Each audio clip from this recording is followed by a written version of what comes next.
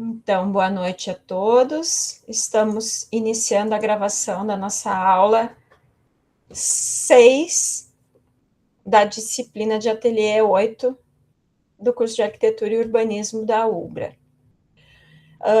Primeiro de tudo, eu quero confirmar, vocês viram que eu fiz o compilado da visita do mercado público e coloquei lá no Módulos? Se alguém quiser assistir, tá? Tem um conteúdo bem legal lá. E os colegas mandaram alguns vídeos ali no nosso grupo de WhatsApp também, né? Estão bem legais. O Alex fez, acho que foi o Elton que fez também, né? Do mercado lá do Pará, do Ver-o-Peso.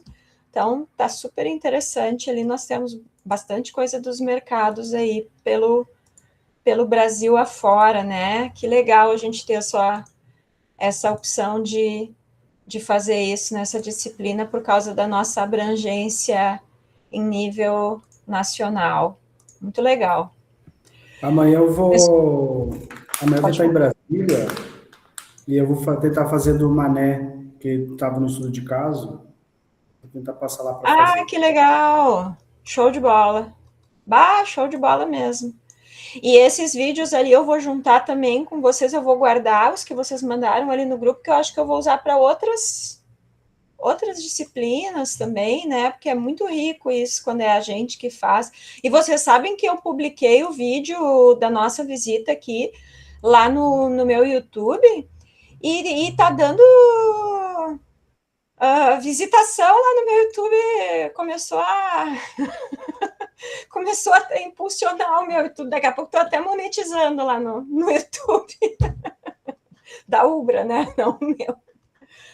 Pessoal, mas então, olha, hoje é uma aula bem importante, porque a gente vai dar uma liga, digamos assim, dar um caldo aí em relação às coisas que a gente já viu, as outras aulas, tá? Então, hoje a gente vai falar do zoneamento do terreno e das tipologias de ordenamento espacial. Talvez tenha assuntos aqui que vocês já tenham visto, mas como esses assuntos são repassados para vocês muito no início do curso, tá? Eu vou repassar isso com vocês agora, novamente, para a gente relembrar e acabar tendo uma visão. Quando isso vem, assim, depois que a gente já está bem avançado no curso, a gente vê sob um outro viés esses assuntos, né? A gente consegue só pincelar e se aprofundar mais em certas questões, tá? Então, nós vamos falar sobre ordenamento espacial e como isso vai refletir lá no programa arquitetônico.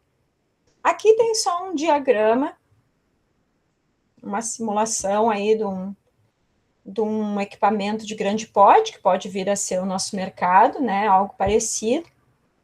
E nesse diagrama aí está reforçando um fluxo de pedestre dominante, certo? Que é algo que isso vai estar muito forte para nós aí, são esses fluxos, tá? Os fluxos versus o nosso programa e o nosso zoneamento, tá? Seguindo.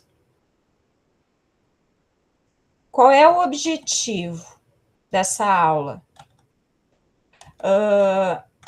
Nós temos que pegar o nosso programa, que vocês agora já estão apropriados de alguns programas, vocês fizeram, cada um desenvolveu seus estudos de caso, e vocês já verificaram a visita, já conversamos há várias aulas, então nós já temos em mente como basicamente está articulado esse programa.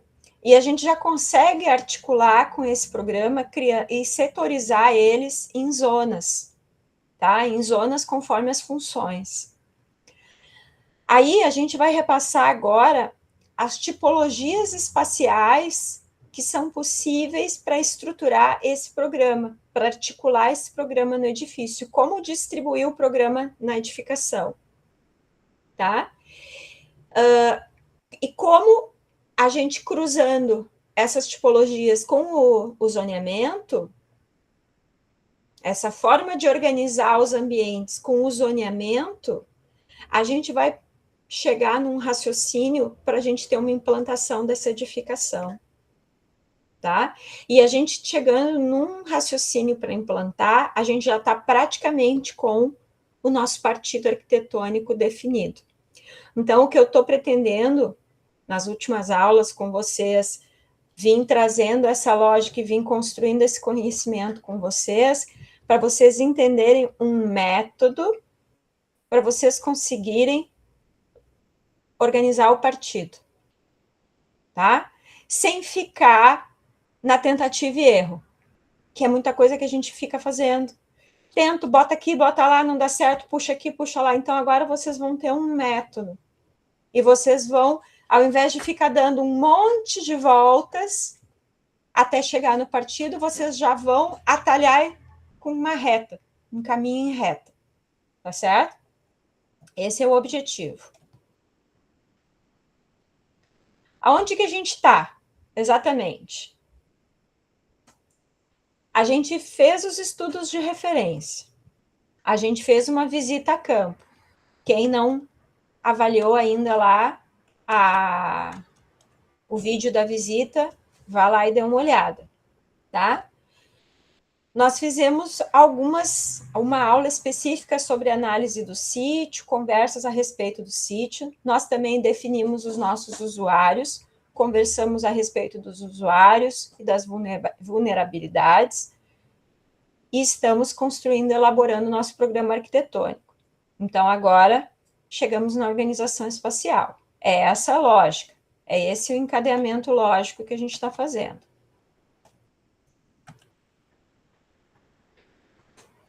Qual é o principal desafio do nosso mercado público? Porque ele não é somente um edifício, certo? O mercado ele não é somente uma edificação, ele é um espaço coletivo e ele é um equipamento urbano de grande porte. E isso faz com que ele seja um elemento estruturador da cidade. Mas como isso? Porque eu já fiz comentários a respeito disso para vocês. Exatamente como isso? Ele funciona como um reparo urbano, inicialmente. Ele não ocupa, ele não apenas ocupa um espaço, ele transforma o espaço. Porque ele cria uma nova centralidade, ele atrai pessoas para dentro dessa centralidade, e atraindo para dentro, ele atrai para as bordas dele também, certo? E daí, o que essas bordas dele fazem, que é ali onde está marcadinho com laranja? Elas tecem quase como uma teia que vai na direção da cidade. E isso que eu estou falando para vocês, tem vários vieses aqui, vários elementos de urbanismo nisso que eu estou comentando. Então, o momento que ele aquece, certo? Que ele traz vitalidade para as bordas dele, ele requalifica o que está no entorno dele, certo? Por quê? Porque ele não é um edifício isolado, ele é um elemento urbano. Ele recebe pessoas, distribui essas pessoas, cria espaços de permanência e ativa essa cidade, certo? Então, ele é um organismo urbano vivo. Então, aqui nós temos aí um diagrama mostrando diversas possibilidades de entrada, de saída, e vejam bem, o que essas flechas estão mostrando? As flechas em cinza, elas estão mostrando pontos onde as pessoas entram dentro do mercado, pontos onde essas pessoas saem de dentro do mercado, né? E essas linhas todas laranjas aí dentro estão mostrando possibilidades de fluxos. né? Porque nós temos inúmeras possibilidades de fluxos. Cada usuário vai ter certas possibilidades de fluxo contínuo regular que ele vai fazer, certo? O passante, o comprador, o funcionário. Então, cada um deles vai ter lá seu caminho, que a gente pode e deve simular qual vai ser o caminho dele. Só um instantinho que meu computador aqui não trocou a tela. Tá. E daí? O que isso significa para nós? A forma e a organização espacial, elas não são aleatórias, certo? A gente precisa sintetizar isso de uma maneira organizada, porque através dela, através dessas formas, desses caminhos que a gente vai determinar, a gente vai definir o encontro, o movimento, a permanência e todo o funcionamento, certo? Então, faz parte do nosso exercício buscar uma síntese dessa forma organizada e traduzir isso em espaços. Aí agora nós vamos revisar alguns conceitos de tipologias de organização espacial. Isso aqui vem do livro Xing, Arquitetura, Espaço e Ordem. Não sei se vocês vão lembrar. Esse livro, esses conteúdos, eles são muito utilizados lá em Ateliê 1, certo? Em estudo da forma, é lá que é repassado isso. Agora que a gente já tem, só que lá o aluno está muito no início, ele está muito, às vezes, cru ainda, e ele não tem um pleno entendimento do que esses conceitos querem dizer. Então, agora, com toda a bagagem que vocês já têm, de todos os ateliês, de uma série de outras disciplinas que vocês fizeram, a gente vai revisar isso, certo? Então, quais são as estruturas básicas, principais que o Xing ele nos apresenta? E com elas a gente vai poder resolver praticamente todos as necessidades de organização arquitetônica. A primeira explicada ali é a centralizada.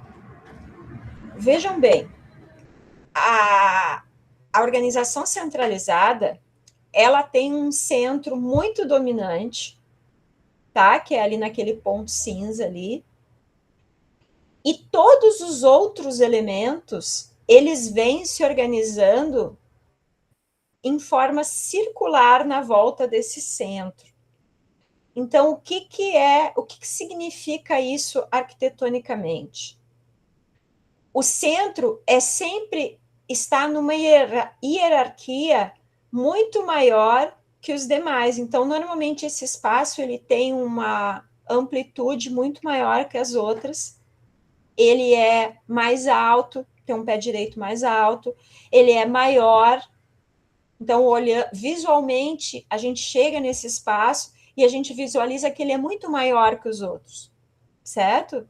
Então, esse espaço central dominante é através dele que a gente chega em todos os outros espaços. Então, existe algo muito forte nesse tipo, que é esse fluxo que eu vou desenhar aqui, ó. Entrar, chegar no centro e dele ir para fora. Ir para os outros ambientes, não ir para fora. Tá? Então, o que a gente diz? Que esse tipo de arquitetura é uma arquitetura que ela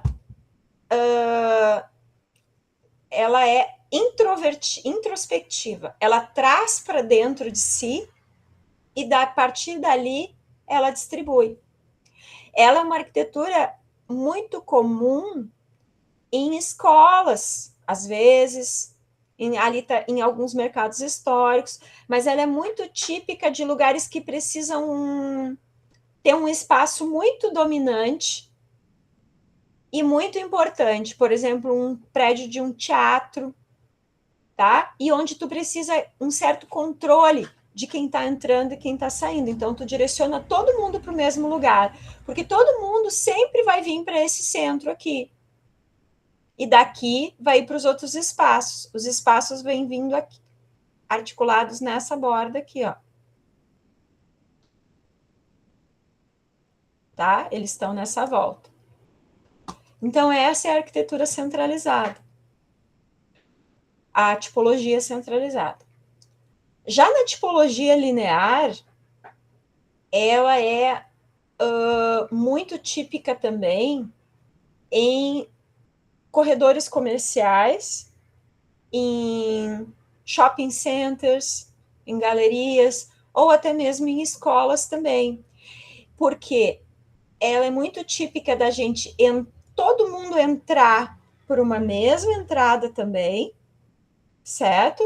E ter que ir andando através desse grande corredor que pode ser central, lateral, mas tu é obrigada a passar por esse corredor e tu é obrigada a vir passando pelos ambientes. Então, digamos que eu entrei na escola e eu preciso ir lá para a sala de aula da 8ª série, 8º ano. Aí eu vou passar pelo 1º ano, 2º ano, 3º ano, 4º ano, 5º ano, até eu chegar lá na última. Eu não tenho um atalho, digamos assim. Eu não tenho como... Eu vou ser obrigada a passar pelos outros ambientes. Então, por que ela é muito característica de espaços, corredores comerciais? Porque quem está mais na frente, quem está mais na entrada, sempre vai ter todo mundo passando por ali.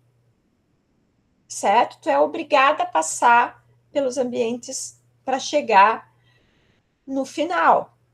E quem está prejudicado comercialmente, quem está no final, né? Quem está mais beneficiado é quem está no início. A arquitetura linear, a tipologia linear, ela também acaba, às vezes, tendo 2 eixos, né? Às vezes ela pode estar num X, às vezes ela, né? Mas ela é tipicamente uma linha contínua e ela acaba ficando muito típica de lotes e terrenos que são compridos, que são longos e compridos. Às vezes a gente é obrigado a trabalhar com ela por causa do sítio, do terreno. Tá? Outro tipo que tem é a radial. A radial, ela vai ter o centro dominante também, muito parecido com a centralizada. Então, ela tem aquele centro que domina todo, que hierarquicamente está muito maior que os demais, mas ela, através dele, né? Então, existe o acesso, todo mundo vai para o centro, mas daí ela distribui os ambientes em linhas, né? Nessas linhas aqui que parecem, a gente está vendo aqui quase como se fosse uma estrela, os ambientes vão se distribuindo através dessas linhas. Então, eles estão aqui, ó. É diferente da centralizada, aonde tudo se organiza em círculos na volta. Ela vem tendo braços, certo? Então, aqui, se tu pensar no fluxo, no caminho, a gente consegue criar alguns atalhos. Vamos pensar se fosse uma escola e eu tivesse em cada um desses braços as séries que eu citei aqui antes. Então, eu poderia ter nesse braço aqui, 1º e 2º ano. Nesse braço aqui, 3º e 4º ano. Nesse braço aqui, 5º e 6º ano. Nesse aqui, 7º e 8º. Aí, a pessoa, quando vem, o aluno, ele está no 1º e 2º, ele vai direto para cá. Ele não vai ter que passar. O cara que está lá no 8º, que na linear tinha que andar por todo o corredor para chegar lá no 8º, agora ele vai chegar no centro e vai poder ir para a galeria do 8º ano. Certo? Então, ela dá também ela direciona seu acesso, centraliza o seu acesso e distribui as pessoas todas através dele, mas organiza os espaços de maneiras diferentes. Tá? A gente tem esses 3 tipos aqui, bem clássicos aí, e mais alguns. Aí nós temos também... Alguém levantou a mão que eu tive que sair da Eu. tela. Falar. No caso ali do mercado ali que a gente está estudando para Canoas, como ele tem 3 frentes, seria a radial? Depende, cada um de vocês vai fazer uma leitura diferente. Porque agora tem outras aqui, tem a aglomerada, tem em malha, certo? Cada um de vocês vai fazer leituras diferentes do terreno. Sim. Vocês vão interpretar e vão fazer o lançamento da tipologia que vocês vão escolher, né? Cada uma tem pontos positivos e pontos negativos, né? Cada uma tem ônus e bônus, né? Certo? Então, agora nós temos aqui mais duas ainda para mostrar para vocês. São as 5 primordiais, né? Nós temos a aglomerada também, que é muito útil para condomínios, certo? Aonde a gente agrupa áreas afins. Por exemplo, um condomínio pode agrupar determinado tipo de função, ou quando eu tenho setores muito distintos, eu aglomero por função. Esse diagrama aqui não ficou muito interessante, mas eu aglomero e vou dando caminhos um pouco mais orgânicos, um pouco mais quase labirínticos, às vezes tem que tomar muito cuidado para organizar esses espaços, certo? A aglomerada é isso, ela junta por áreas afins em núcleos, tá? E vem separando esses núcleos e criando ambientes na volta para juntá-los, certo?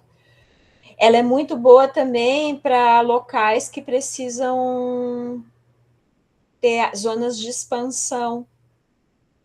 Então, eu crio um primeiro núcleo, aí eu tenho uma expansão posterior, eu posso adicionar um outro, porque eu tenho algo modular ali, e eu agrupo ou não, tá?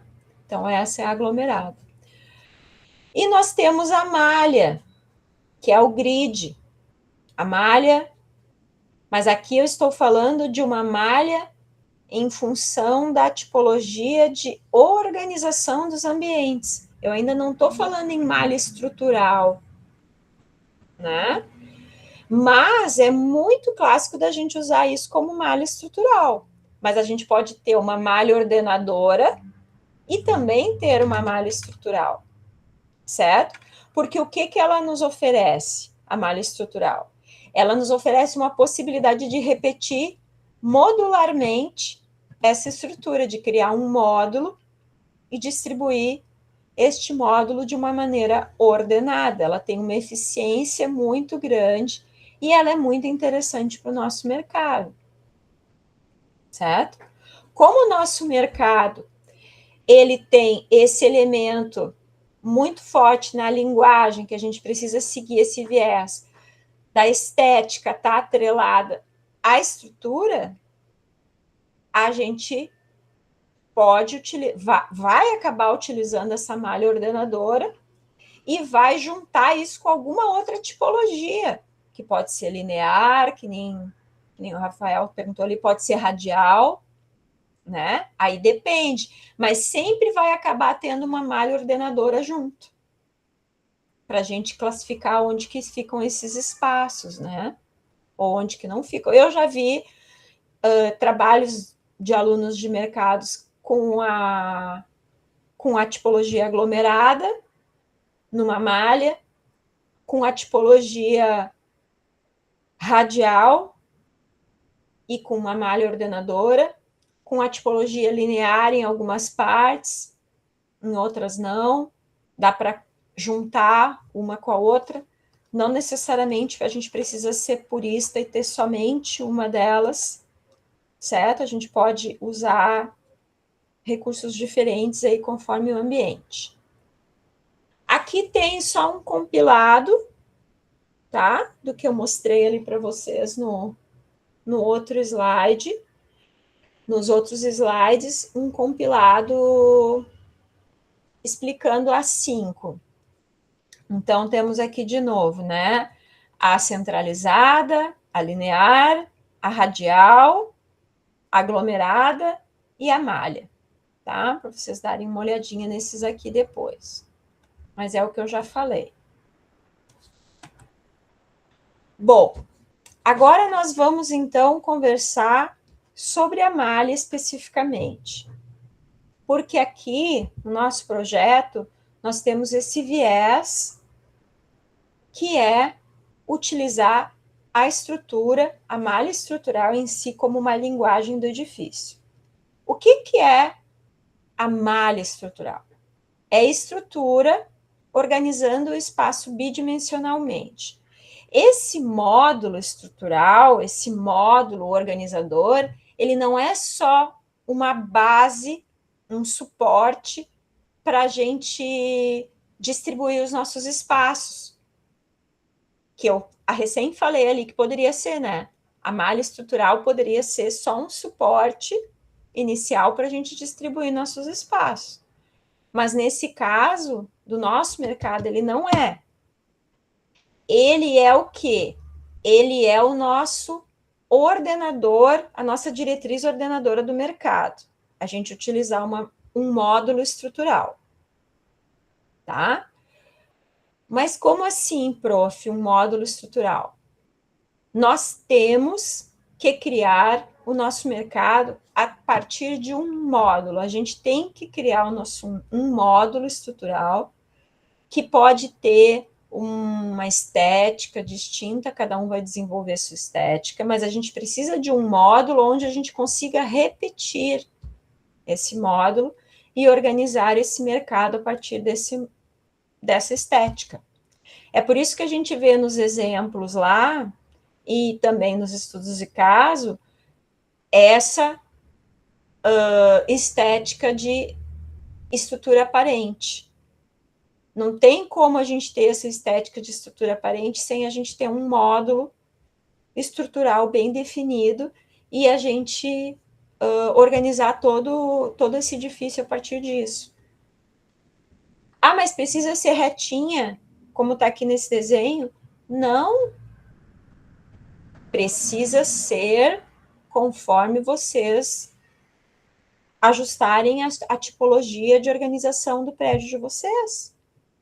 Então, a tipologia, vocês vão pegar a tipologia escolhida, radial que seja, e vocês vão ordenar essa malha dentro dessa tipologia radial.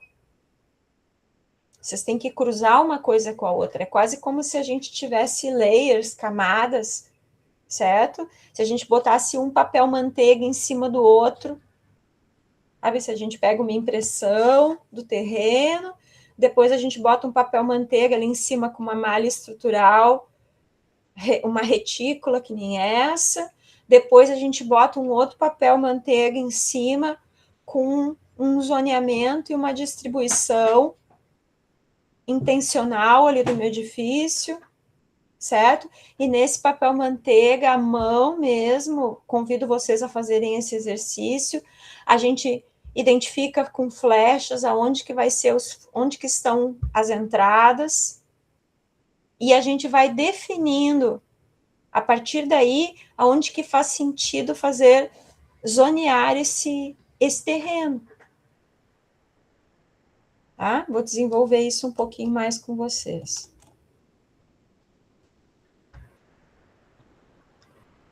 Então, esse nosso módulo, que é aquilo que eu estava falando para vocês, só concluindo sobre o módulo, ele vai, cada um de vocês vai ter uma dimensão desse módulo que faça sentido dentro da sua organização espacial.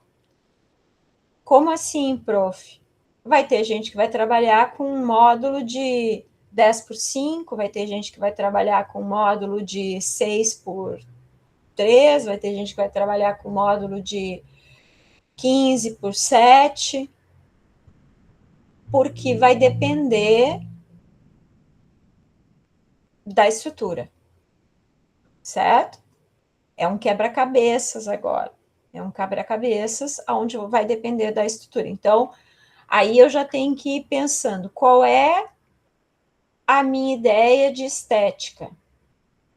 É usar concreto? É usar madeira? É usar estrutura metálica? Porque cada uma dessas... E a aula que vem vai ser sobre estruturas, certo? Então, nós estamos aqui em 14 pessoas, nós temos gente faltando ainda, então espero que vejam essa aula depois online. A aula que vem é focada na apresentação das estruturas para vocês, porque daí nós vamos começar a falar de forma, e nós não temos como falar em forma sem falar em estrutura nesse caso, tá? Então, cada um vai ter um módulo estrutural, que vai ser, de preferência, que seja o mesmo módulo organizador, ou pelo menos múltiplo, né? Se o módulo estrutural for 10 por 5, que eu tenha um módulo organizador de 10 por 5 também, ou que eu tenha um módulo organizador que seja um múltiplo desse 10 por 5, que seja 5 por 2,5. Entenderam o raciocínio? Tá. Estou entendendo que se ninguém levantou a mão, tá... Aumentando o espaçamento entre uma coluna e outra fica melhor, né? Você pode fazer uma coluna mais resistente e aumentar, fazer um 15 por 10, porque senão vai ficar muita coluna, atrapalha depois para dividir os ambientes, sim, exatamente. área de circulação, tudo, né? Isso aí. É que vocês não precisam também pensar que é assim, ó, eu vou criar o ambiente mais amplo possível. Não quer dizer que tenha que ser o mais amplo possível. Tem que ser o que faça sentido dentro do programa de vocês e dentro do zoneamento de vocês e dentro desses fluxos. Por isso que a gente começa fazendo zoneamento, fazendo programa de necessidades e depois a gente vai para a estrutura, tá? Porque dependendo da forma que vocês decidirem e que fizer sentido organizar esses espaços, esses ambientes, esses fluxos lá dentro da edificação, vocês vão ter uma necessidade de vãos, de tamanho de vão. Se vocês não têm necessidade de usar um tamanho de vão de 20 metros livre, se não precisa, se dentro do partido de vocês precisarem de 15, então usa 15, certo? Aí 15, né? Quanto menor o vão, mais fácil é ter tecnologias para ele. Quanto maior é o vão, mais restrito eu fico na estética, porque eu acabo tendo que ir para quê? Para treliças espaciais, para vencer vãos tão longos. Então, vocês ficam mais amarrados nessa estética. Agora, se vocês querem trabalhar com uma outra estética, aí trabalha com vão um pouquinho menor, que às vezes não vai fazer diferença nenhuma. É só uma ilusão da nossa parte dizer assim, vou trabalhar com um vão gigante, mas às vezes não é necessário. Certo? É isso que eu quero dizer para vocês. Tem que ver a necessidade. Tá? Então, agora vamos pensar no zoneamento, porque eu estou apresentando o contexto para vocês e a gente vai misturar isso tudo e vai fazer isso tudo gerar o nosso partido. Tá? Então, vocês já ouviram falar em zoneamento, vocês já fizeram vários ateliês, vários ateliês de projeto em geral, falando no urbano, falando em paisagismo, então sempre se falou em zoneamento. Então, o que é zonear? É organizar o nosso programa de necessidades em zonas específicas. Vocês estão aí que eu me perdi aqui, Jesus do céu. Sim. Alô? Tá todo mundo aí, né? Tá, eu perdi a janela aqui. Tá. Não sei porque meu computador não está funcionando no Alt Tab aqui. Mas eu vou seguir falando. Então, nós vamos... Primeiro, o que a gente determina? Fluxos, acessos, hierarquias de espaços e relações com o entorno. A gente precisa considerar tudo isso quando a gente está zoneando, tá? É por isso que a gente faz, normalmente é pedido lá nos ateliês de projeto, um fluxograma e um organograma. E é difícil para a gente, muitas vezes, entender qual é a diferença de fluxograma e de organograma. Ó, agora voltou as minhas janelas aqui.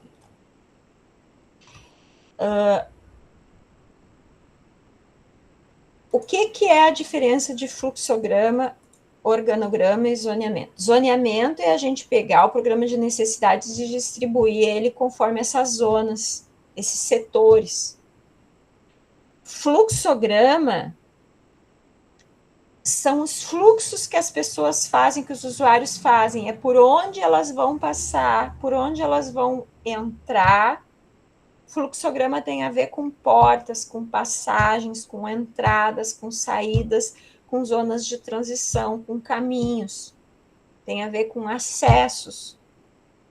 Tem a ver com o conceito de eu direcionar todo mundo para um lugar e dali eu distribuir, ou eu deixar as pessoas entrarem por portas distintas e fazer caminhos distintos. Eu ter um caráter de uma edificação que é mais introspectivo ou mais Qual é o contrário de introspectivo? Extrospectivo? Não sei. Não era uma pergunta para eu estar fazendo agora. Então, é internalizar ou externalizar os fluxos. Porque vocês percebem que eu posso direcionar todo mundo sempre para um mesmo ponto e dali eu direcionar para outros, ou eu posso fazer as pessoas entrarem por diversos pontos e às vezes nem chegar num determinado caminho. Vai depender da permeabilidade do edifício. Se eu tenho várias portas, se eu tenho possibilidades de caminhos, de atalhar. Quantas vezes a gente já se viu entrando numa galeria ou num edifício assim, vou atalhar por aqui. Isso é só um atalho? Aí eu tenho possibilidade de decidir se eu vou para um caminho ou se eu vou para o outro? Certo? Isso é fluxograma. Quando a gente fala em organograma, no organograma a gente considera daí os espaços e a importância de cada espaço daí. Tem espaços que são mais importantes hierarquicamente, que são espaços primários, e existem espaços secundários. Então, quando eu boto num organograma, eu direciono para qual espaço é mais importante.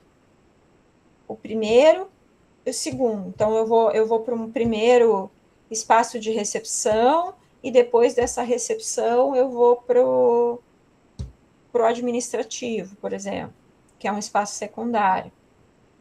Ou eu vou direto para esse administrativo. Tá? Então, essas são as diferenças entre zoneamento, fluxograma e organograma. E a gente tem que ter muito em mente também, nessa nossa classificação, que os espaços possuem hierarquias. E isso está dentro dos conceitos do nosso querido Xing também, tá? O Xing nos diz isso, que existem espaços que são mais importantes e outros espaços que são menos importantes. Agora que eu consegui sair aqui da minha janela. Aí que eu não vou...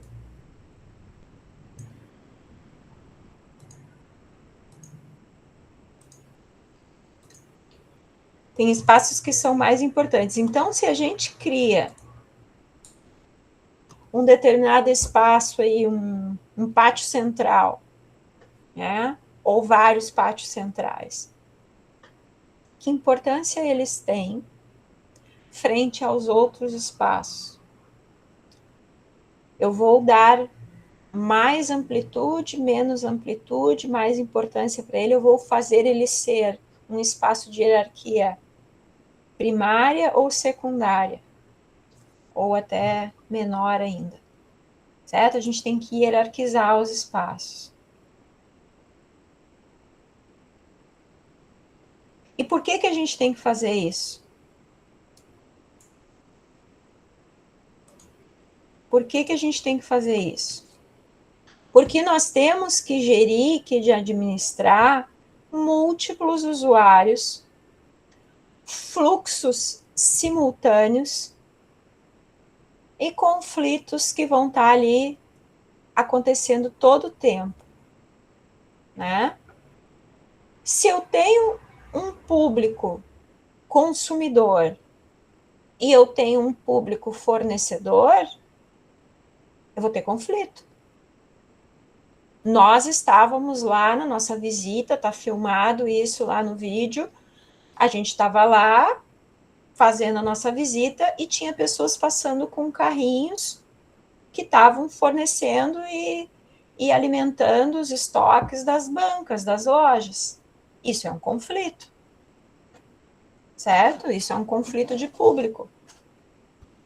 Outro conflito de público bem nítido, tem que fazer uma manutenção, por exemplo, tem que mexer no quadro elétrico.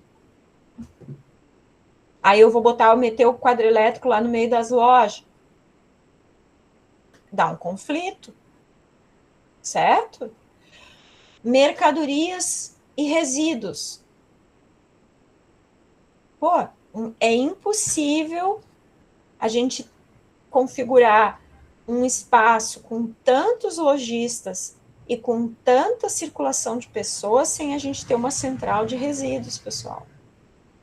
A gente tem que ter um local que é uma central de resíduos, de lixos, certo? A gente tem que ter isso muito bem consolidado, com containers e tal, porque o lixo tem que ser destinado para um lugar. Ele não pode ficar lá na volta do mercado, cada lojista tirando a sua sacolinha de lixo e botando lá na frente do mercado público. Tem que ter uma central de resíduos, certo? Isso é conflituoso com as mercadorias, não tem? Com os acessos, com os públicos. Então, existem uma série de conflitos aí que esses usuários e esses fluxos podem causar. É por isso que a gente tem que simular os fluxos.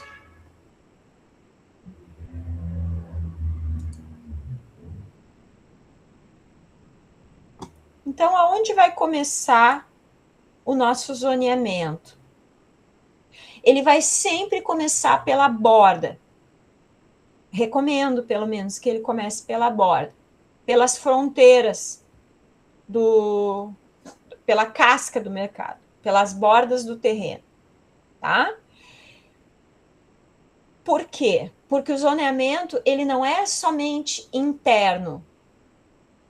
A gente não zoneia somente o que está acontecendo lá dentro. A gente responde urbanisticamente à cidade. Então, nós vamos começar respondendo à cidade. Por onde o público entra, o público consumidor? Marquem lá, façam isso à mão, ou façam isso num software que vocês dominem muito, tá? Mas é muito bom fazer isso à mão. Imprimir o terreno numa escala e largar um papel manteiga ali em cima e começar a delimitar por onde as pessoas vão entrar, por onde as pessoas saem. Tem várias entradas, tem mais de uma entrada, certo? Outra pergunta: por onde o fornecedor entra? Por onde as mercadorias vão abastecer as lojas? Por onde elas vão entrar? Considerando que essas mercadorias chegam muitas vezes em caminhões, em cargas pesadas, né? Então, por onde elas entram?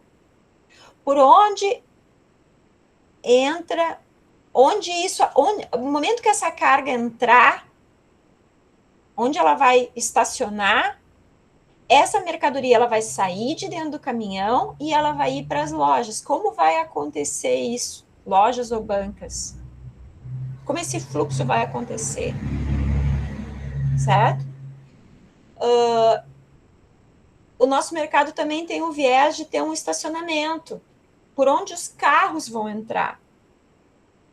Por onde os carros entram, por onde os carros saem. Os carros daí dos usuários, os consumidores.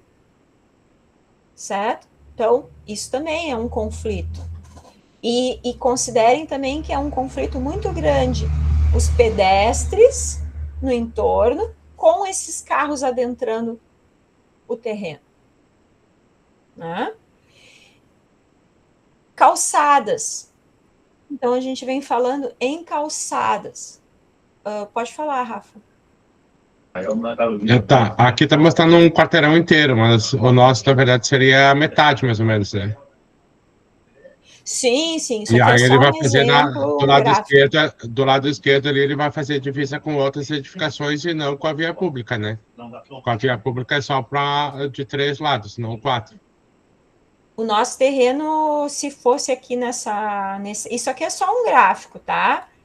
O Sim, nosso ele vai terreno é do mais ou número menos isso 4, aqui. ele seria do número 4 até a seta laranja.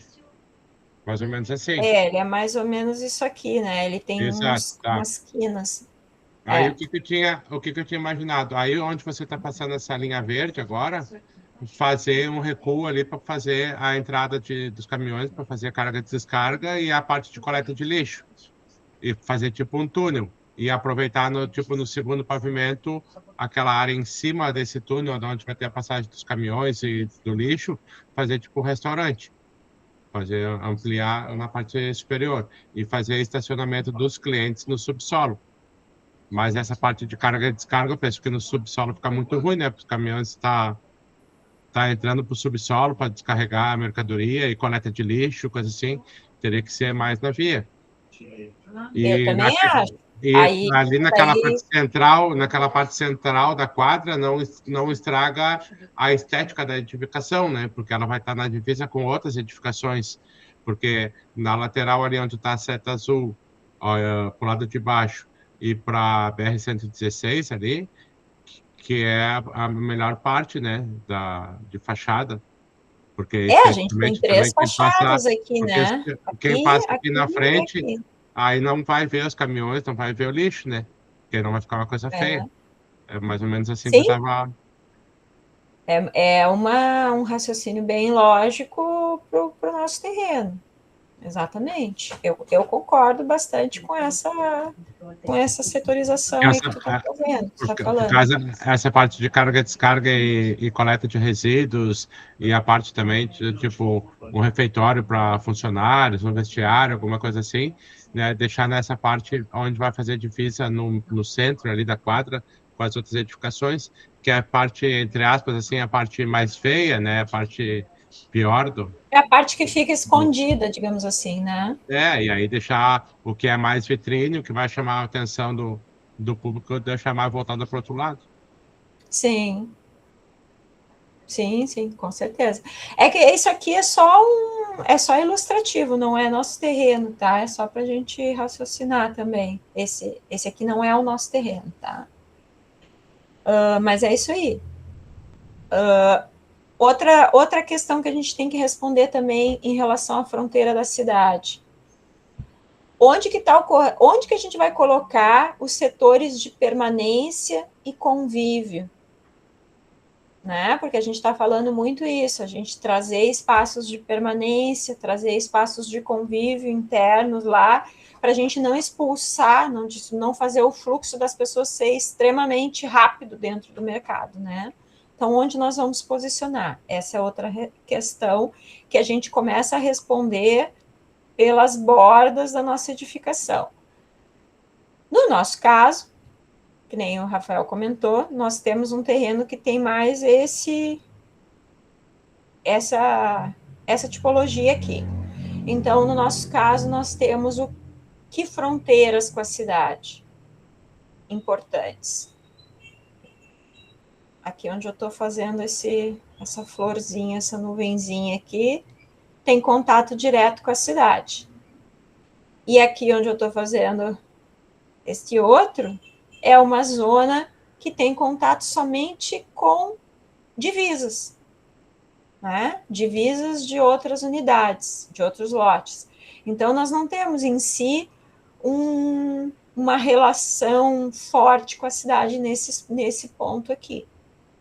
Então, o que nós vamos colocar para esse lado, o que nós vamos colocar para outro lado.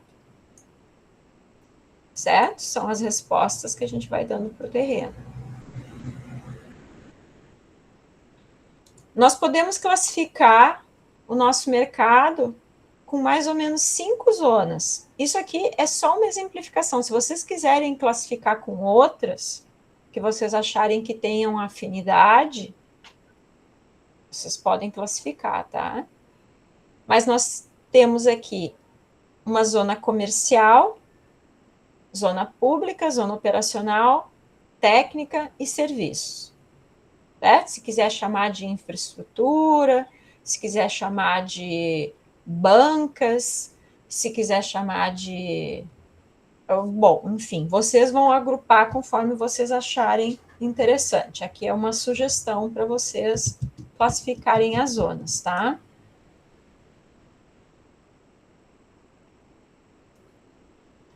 Aqui, então, nós temos essa dualidade que a gente já estava conversando, que são as frentes versus a retaguarda, né? Nós temos as frentes aonde a gente deve colocar bancas, lojas, restaurantes, enfim, todas as zonas comerciais e públicas devem estar direcionadas para as frentes possíveis do mercado, né? Para as nossas fachadas, digamos assim, visíveis e acessíveis.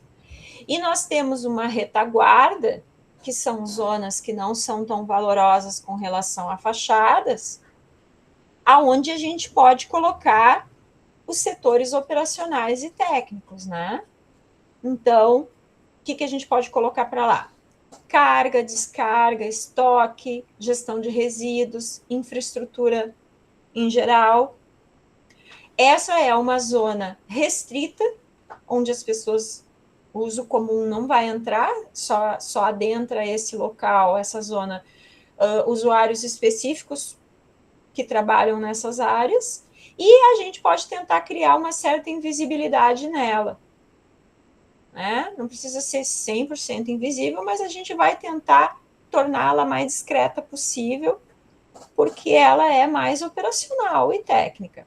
E as zonas comerciais e públicas são as zonas de encontro, as zonas de circulação, e são as que nós queremos que fiquem mais visíveis e que se tornem a estética e a coletividade aconteça toda ali. Tá? Então, existe essa dualidade. Tá?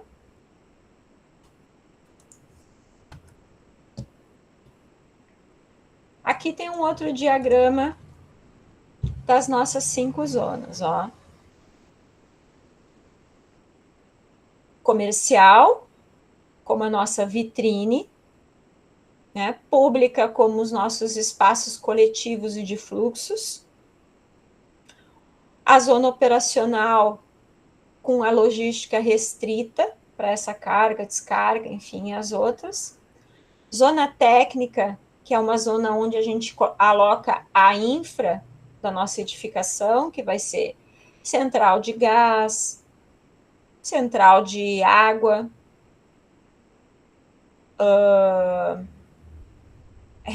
central elétrica, central de resíduos, enfim, toda a parte de infraestrutura que vocês já conhecem, tá?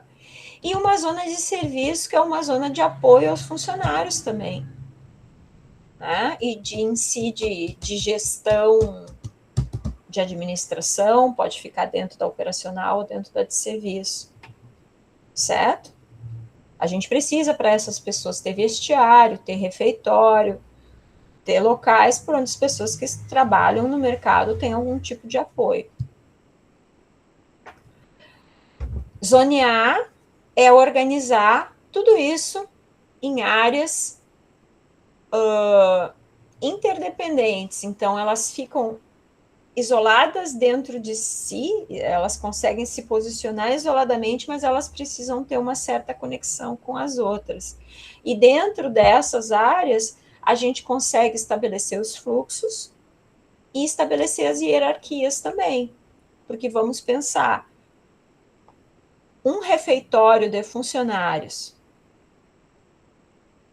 ele tem uma hierarquia espacial menor no nosso mercado público, porque o nosso mercado público é uma arquitetura comercial.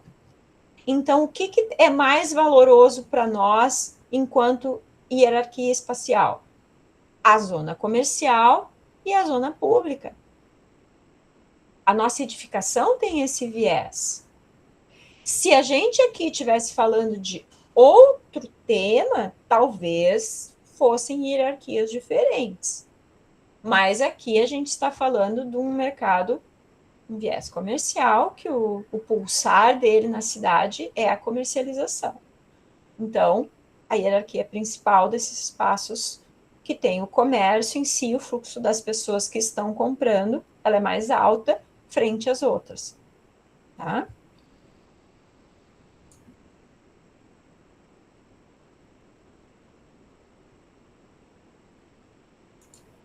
Certo. Aí a gente tem, então, aqui, ó, o que é o nosso palco, a nossa principal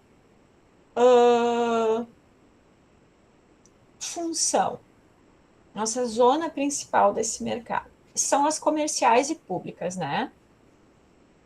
O que a gente vai colocar nessas zonas? As bancas de produtos, algumas lojas. Então, vocês que vão organizar isso, que vai ser banca baixa. Quando eu falo banca, eu falo aquela tipologia mais baixa, certo? Que agora vocês viram nos estudos de caso que tem muitos mercados que têm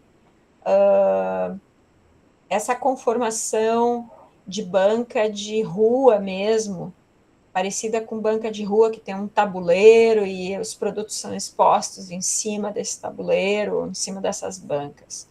Né? Não necessariamente precisam ser lojinhas fechadas, como o mercado público de Porto Alegre tem praticamente todas ali, né? Então, não precisa ser fechado. Mas acontece muitas vezes de não serem somente bancas. Tem projetos que acabam mesclando bancas e lojas. Aí depende um pouco de como vocês vão organizar isso espacialmente, tá? Também temos restaurantes, temos cafés, nós temos o motor econômico do mercado como a zona comercial, certo? Ela é o que move economicamente o mercado. O objetivo das pessoas adentrarem o mercado tem que ser principalmente comprar. Nós temos tudo isso que envolve o mercado. Nós temos que ter eixos públicos e zonas públicas para trazer as pessoas para dentro, mas o objetivo principal é que elas comprem, né? É que a gente favoreça a aquisição desses produtos. Então, por isso que ela é a zona mais visível do mercado. E nós temos a zona pública como os eixos de circulação, as praças internas, praças externas. Aqui deu um BO ali que ficou praça interna e depois interna, mas a gente pode ter praças externas. Não necessariamente essas praças precisam ficar internamente. Nós podemos fazer aí jogos de ter alguns espaços dentro do mercado, outros fora, podem passar pela borda da cidade, ali pela borda da rua, né? Nós temos que... E essas áreas são áreas de encontro, espaços de permanência. Então, o que tudo isso faz? Isso faz com que o comércio em si se torne um espaço coletivo e não necessariamente só comércio. Por isso que isso está junto. Por isso que a zona pública ela funciona como uma cola espacial, porque ela dá aderência às lojas, à zona comercial. ela faz com que a zona comercial tenha uma aderência com as pessoas, faça com que as pessoas circulem, e é aquilo que eu falei, quanto mais as pessoas circularem e permanecerem dentro do local, mais elas vão comprar, mais elas vão interagir com outras pessoas e mais tempo elas vão permanecer e mais tempo elas vão comprar. E quanto mais elas permanecem, mais elas compram. Mais elas permanecem, mais elas compram. É isso que que a gente quer.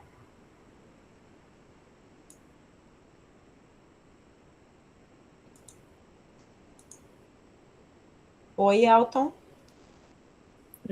Professora, boa noite. Boa Nesse que eu noite. visitei lá no Pará, ele tem a zona que fica, esses bares, esses cafés, que é fechado, inclusive refrigerado, mas os bares são estilo banca também.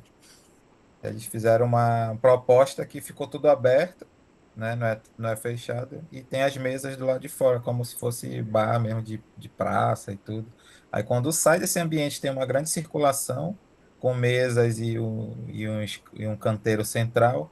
Aí do outro lado já é a banca e é tudo aberto. Eu achei interessante que eles deixaram uma entrada externa sem precisar passar por esse refrigerado, que aí já do lado tem um bairro que já eu acredito que deve ser para esses moradores, né, de lá, vir Uhum. e já acessar direto lá a parte da banca. Porque Sim. geralmente eles vão comprar ali verdura, o peixe, sei lá, alguma coisa. Eles não vão com uma roupa para entrar lá na outra zona, né? Então, só se for Ah, realmente sim. direto para lá. Então, não mistura o público, eles vão aqui, se eles quiserem entrar, entra, porque tem um acesso também direto. Mas eu achei legal porque essa parte ficou aberta, Sim. coberta, porém é o ar livre, né, que a gente chama aqui. Sim, sim, bem interessante. E as É, isso bancas, assim, dá bastante. elas são divididas Pode em falar. alvenaria, porém, assim, no máximo 1,20 de altura as muretinhas e fica tudo aberto. Sim. E vocês vão ver aí durante o projeto, ou até nos estudos de caso, e tu deve ter visto lá, que dá bastante permeabilidade espacial, assim, então tu visualiza quando tudo fica com esse perfil mais baixo, né, quando as bancas são todas mais baixas, inclusive os restaurantes, tu visualiza muito, então às vezes tu tem uma visibilidade, tu tá lá no restaurante, tu tem uma visibilidade lá do outro lado de quem tá comprando, né? Isso gera uma sensação espacial que enriquece bastante, porque tu tem muitas visuais de muitos ângulos, né? E tu também tem. A gente tem esse interesse, né? Se vocês olharem ali a gente no vídeo, quem não foi na visita do mercado, eu convido o pessoal a fazer esse exercício. A gente olha o que os outros estão fazendo dependendo do ponto que a gente está. Então, a gente está num ambiente, mas a gente está vendo lá o que o outro ambiente está acontecendo lá no outro, e isso faz a gente ter curiosidade para ir lá no outro ambiente. Né? Então, a permeabilidade espacial ela é muito válida para esses ambientes comerciais, assim, ainda mais esses ambientes que tem muitas lojas e tal, porque ela desperta o interesse. Né? Então, quanto menos eu isolar uma banca, mais fluxo ela vai ter. Quanto menos eu isolar ela visualmente. Então, se eu tenho uma banca, às vezes, que acabou ficando lá no cantinho, né?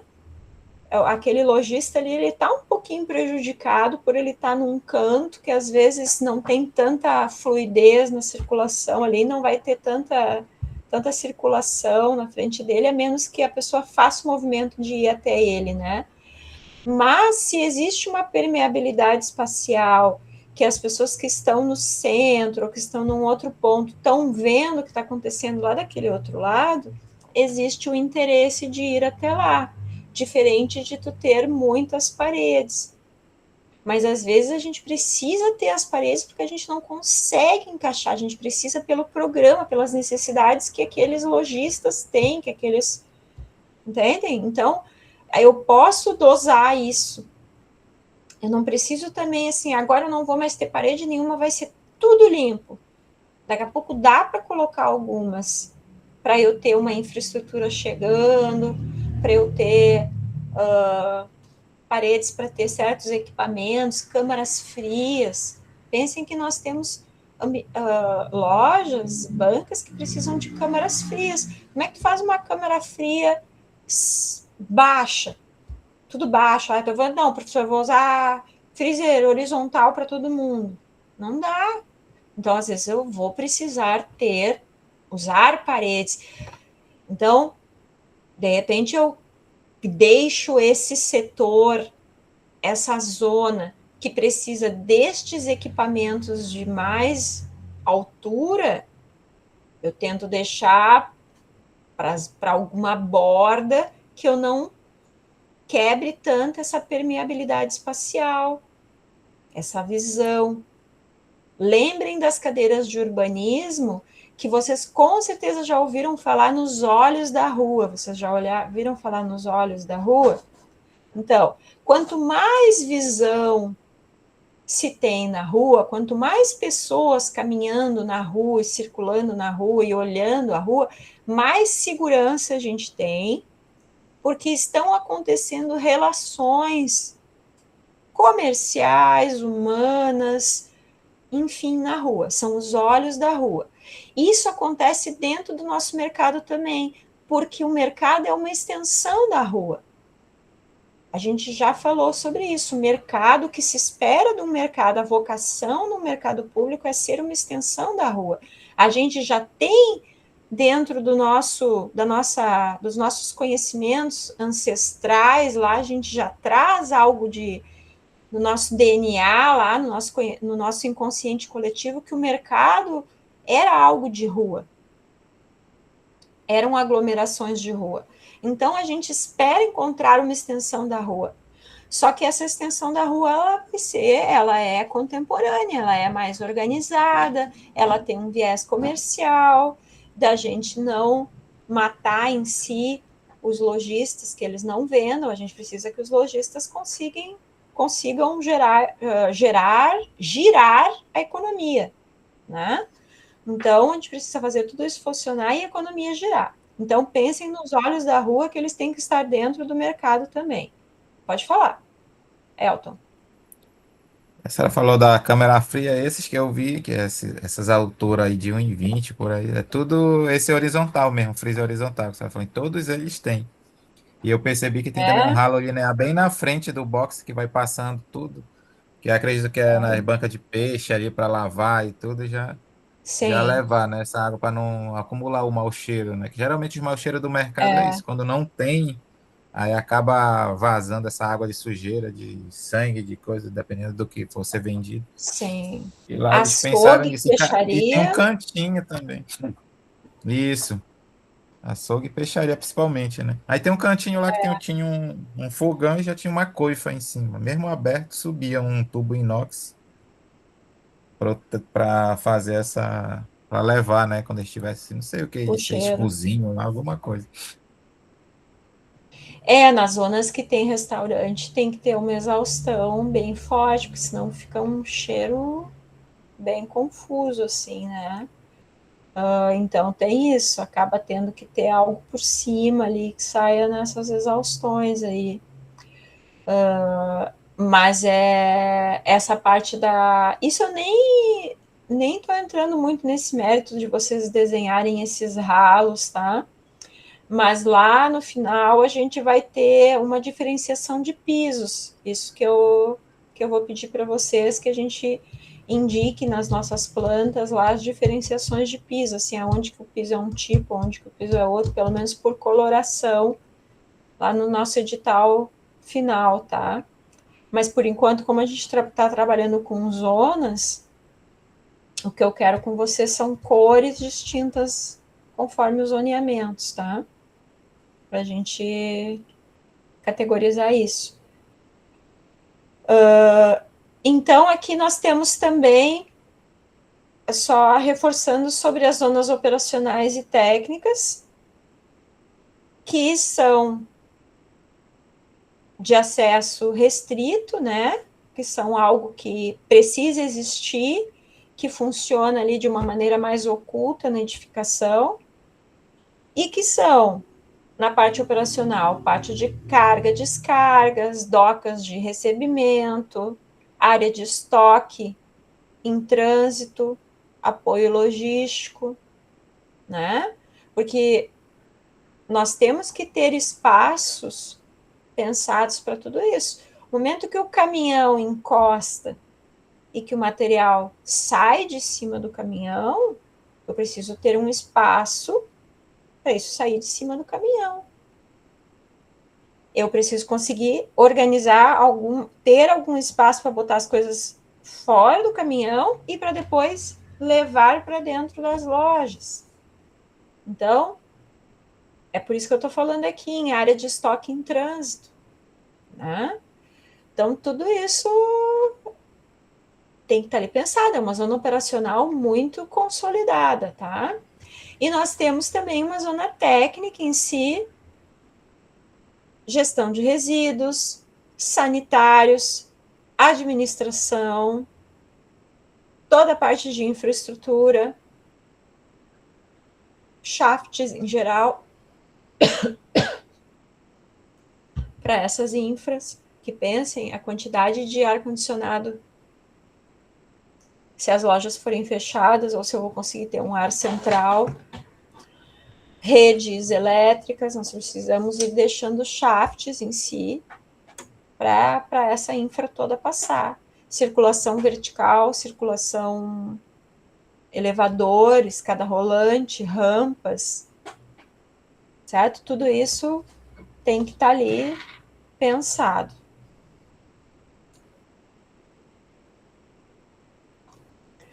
Então, da onde que vai nascer o nosso partido, né?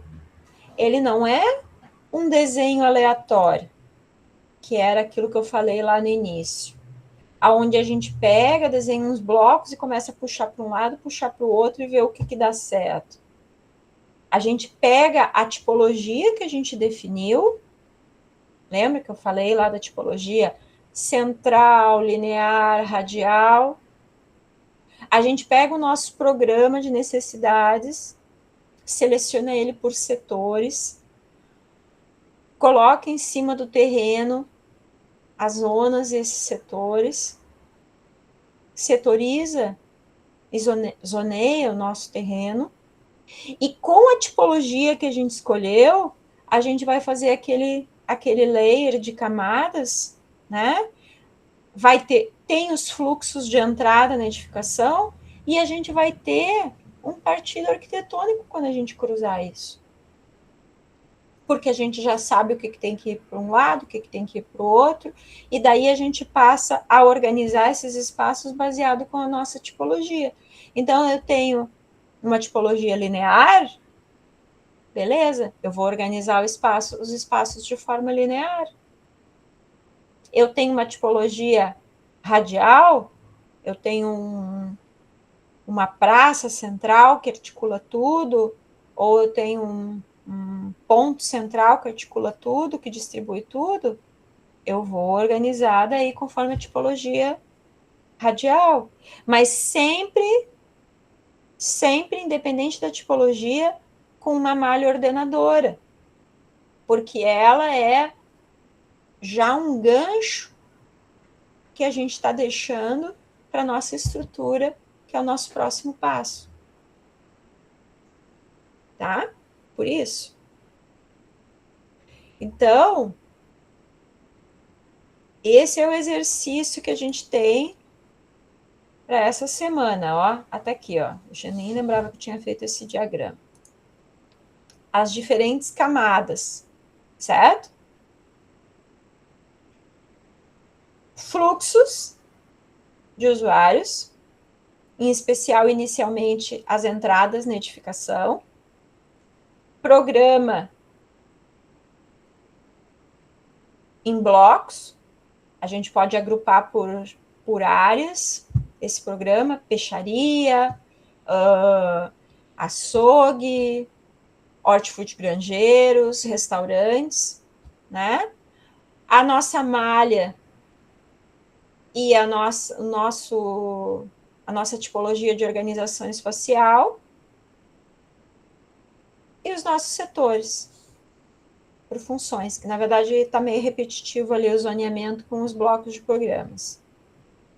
Certo? Cruzando tudo isso, a gente tem o nosso partido.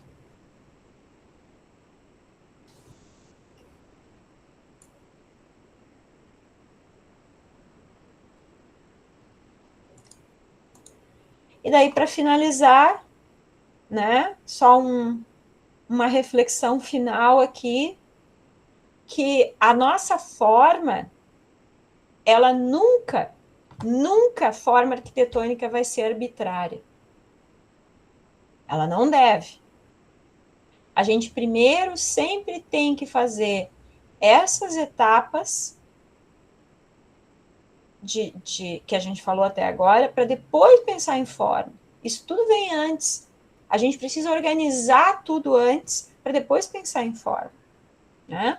Porque a forma, ela nasce da ordem espacial, da organização espacial. Ela é a arquitetura que vai organizar o movimento, o encontro de pessoas, os fluxos, que é o movimento, e a permanência dessas pessoas.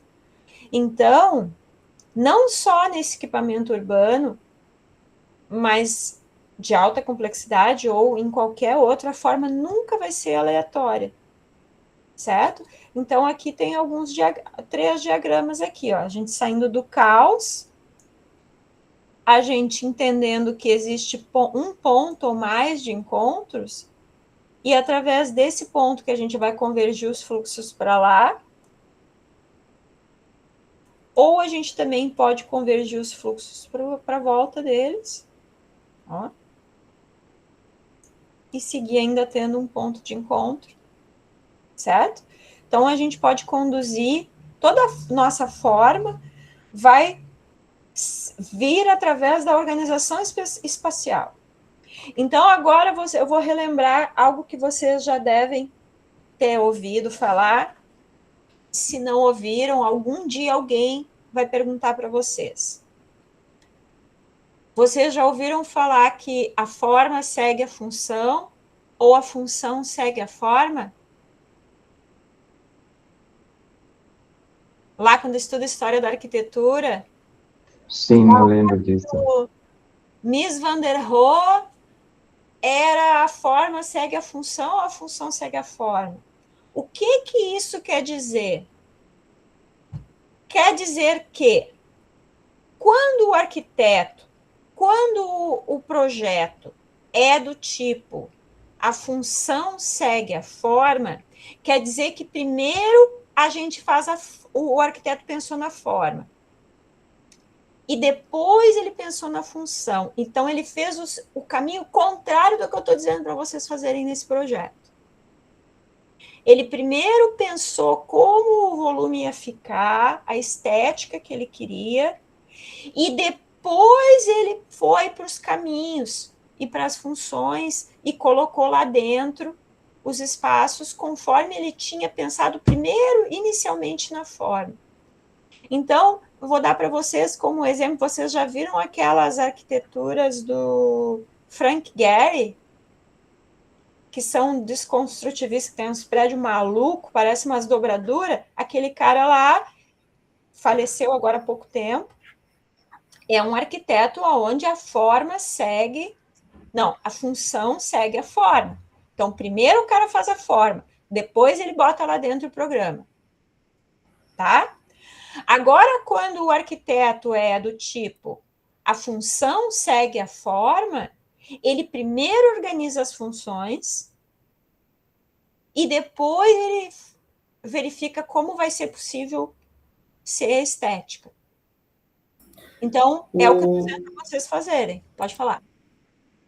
O Oscar Niemeyer não tem mais ou menos a mesma que o Frank Gehry, porque o Oscar Niemeyer primeiro ele faz todo o croquis, depois ele vê para que vai servir aquela edificação. Ele tem edificações onde ele fez muito isso. A função segue a forma, né?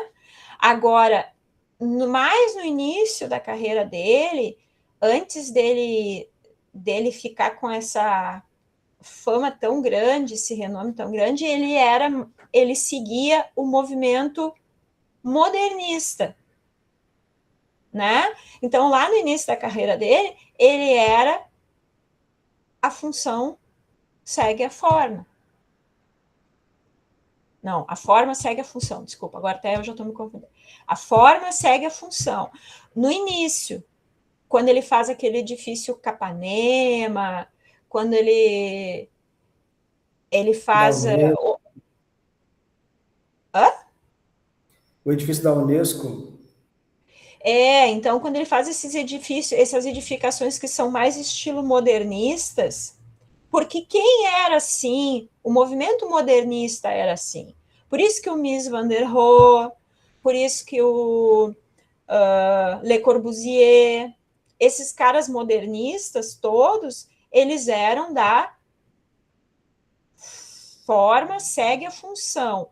Primeiro, eles determinam a função, todos os caminhos, como o edifício vai funcionar, como a edificação vai funcionar, e depois eles fazem a forma externa. Eu já fui, no início da minha carreira como arquiteta, eu fui entrevistada uma vez por um outro arquiteto que ele me fez a seguinte pergunta, numa entrevista de emprego. Era um arquiteto que estava falando comigo, não era um cliente, né? Então, ele me disse assim, forma ou função? E daí tinha uma engenheira junto, participando da entrevista. E a engenheira não entendeu. E daí ele disse assim, ela sabe o que eu estou falando. Forma ou função? E eu respondi, função. Porque eu entendo, eu, como arquiteta, entendo que primeiro a gente precisa fazer a função, depois a forma. Mas eu não estou dizendo que vocês precisam ser assim, porque não é regra. Cada pessoa, cada profissional, ele se desenvolve e ele faz aquilo que ele acha que ele tem que fazer depois, o jeito que ele tem que agir. Ele cria uma linguagem própria e pessoal dele. Mas é impossível a gente fazer a forma sem a gente saber da função. Então, o que eu quero explicar para vocês? Só concluir esse raciocínio. Se eu não souber primeiro fazer a forma seguindo a função, eu não consigo inverter a situação e fazer a função seguindo a forma. Entenderam? Eu preciso fazer um exercício de entender as funções para depois eu conseguir fazer o movimento contrário. Eu preciso ser modernista para depois eu conseguir ser Frank Gehry. Pode falar, Alex. Não, só para corrigir, eu falei que é o prédio da Unesco, na verdade é o prédio da ONU. Ah, sim.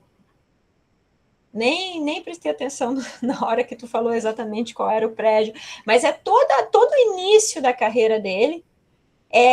Eles idolatravam o Le Corbusier, né? Então, Le Corbusier deu assessoria para eles criarem Brasília, veio aqui, conversou e tal, então tinha todo eles idolatravam, mas depois eles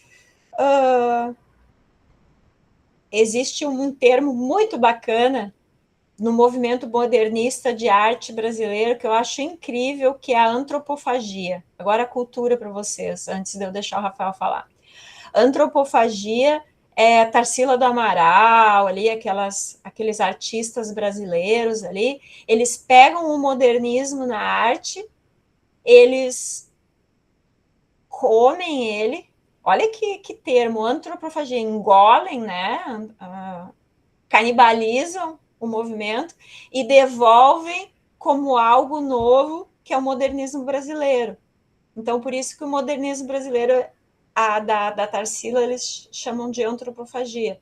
E os arquitetos, eles fazem isso também, eles absorvem esse modernismo internacional e eles devolvem com uma arquitetura que passamos a chamar de brasileira. Pode falar, Rafa. Eu tenho que sair, só que antes tem uma pergunta, esse arquivo da apresentação desses slides vai ser disponibilizado ali para nós? Vou colocar lá no aula, junto com a gravação da nossa aula aqui, e esse arquivo lá. Perfeito. PDF. Tá bom. Ok, obrigado, Tá? boa noite. Tchau. Tchau, tchau, boa noite. Pessoal, estamos encerrando aqui, né? Eu sei que vocês têm as outras aulas, mas é o que eu finalizo aqui hoje. Aí fica, eu vou botar um último slide aqui e vou falar da forma e da função ali para vocês relembrarem. Um dia alguém vai perguntar para vocês, forma ou função? Aí vocês vão pensar no que vão responder lá naquele momento. Beleza, gente? Tenham todos uma boa noite, um bom restante de semana. Tchau. Tchau, tchau. Tchau, boa noite. Boa Obrigado. noite.